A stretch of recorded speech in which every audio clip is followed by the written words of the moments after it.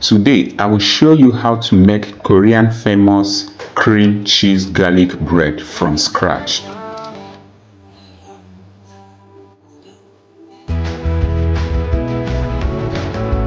Melted butter, fresh garlic, and parsley.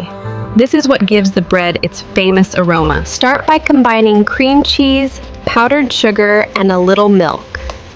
Mix until smooth, creamy, and easy to pipe. Mix the cream cheese until smooth and prepare a rich garlic butter sauce. Cut the bread into sections, but leave the base intact so everything stays together. Pipe the cream cheese into every cut. Don't be shy here. The filling is the star of the recipe. Brush garlic butter over every surface so each bite is packed with flavor. Bake until golden brown and fragrant.